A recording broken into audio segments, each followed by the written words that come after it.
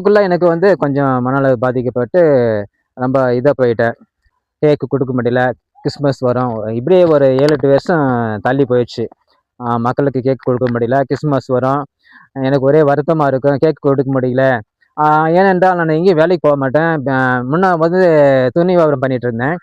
அதெல்லாம் செஞ்சுட்டு இருந்தேன். அப்போ எனக்கு ஏதோ வருமானம் இருக்கும். அப்போ மக்கள் கொஞ்சம் செய்வேன்.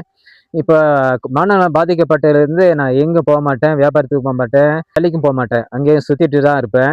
நான் சபைக்கு போயிடுவேன். சபை சபைக்கிட்ட அந்த பக்கம் சுற்றிட்டு இருப்பேன்.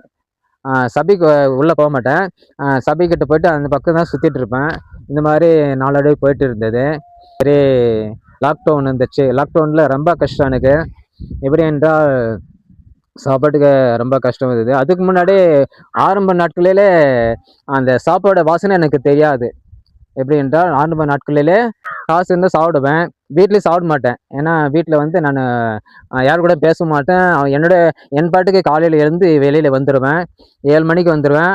நடந்து சர்ச்சுக்கிட்டு போகிறதுக்கு 11 மணி ஆகிடும். போயிட்டு அங்கே அந்த பக்கம் தான் சுற்றிட்டு இருப்பேன். சாப்பாடு சாப்பிட மாட்டேன். சாப்பாடு இருக்காது.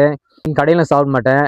என்னுடைய சபையில் மக்கள் வந்து பார்த்தாங்கன்னா வழியில் பார்க்கும்போது என்னை கூட்டிகிட்டு போயிட்டு டிஃபன் வாங்கி கொடுப்பாங்க. சாப்பாடு வாங்கி கொடுப்பாங்க. இன்னொரு நண்பர் இருப்பார். அவர் வந்து வழியில் பார்த்தாருன்னா என்னுடைய பாக்கெட்டில் 50, 20, 30, 40 அந்த மாதிரி வச்சுட்டு போயிடுவார். அந்த காசை நான் வாங்க மாட்டேன். எனக்கு மனநலம் பாதிக்கப்பட்டு அந்த காசை நான் வாங்க மாட்டேன். அந்த காசு வாங்கினா எனக்கு ஒரு மாதிரி ஆகிடும். நம்மளாம் இப்போ எல்லாம் பார்ப்போம். யாரும் காசு கொடுத்தா வாங்கிக்குவோம். ஆனால் நான் வந்து அந்த காசு வாங்க மாட்டேன். நீங்கள் வச்சுக்கோ அப்படின்னு சொல்லிட்டு அவங்கக்கிட்டே கொடுத்துருவேன்.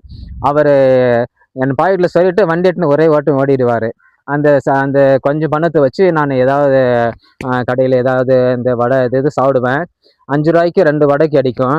அதை வச்சு நான் சாப்பிடுவேன். ஆனால் சாப்பாடு சாப்பிட மாட்டேன். குறைஞ்சபட்சம் ஒரு வருஷம் சரியாக சாப்பிடவே இருக்காது. 7 மணிக்கு போயிட்டு ஒரு காய் கடையில் போயிட்டு எனக்கு ஒரு கேரட் கொடுங்க. எதுவும் யாரும் எல்லா இடத்துலையும் போனாலும் காசு தான் கிடைக்கும். ஆனால் ஃப்ரீயாக கிடைக்கிறது வந்து கேரட் கிடைக்கும். ஒரு கேரட் கொடுங்க அப்படின்னு சொல்லுவேன். அந்த கடை ஓனர் வந்து உங்களுக்கு இல்லாத கேரட்டா எடுத்துக்காங்க அப்படின்னு சொல்லுவாங்க. அந்த கேரட் எடுத்து நான் சாப்பிட்டு 7 மணிக்கு சாப்பிட்டு வந்துடுவேன். அதான் சாப்பாடு.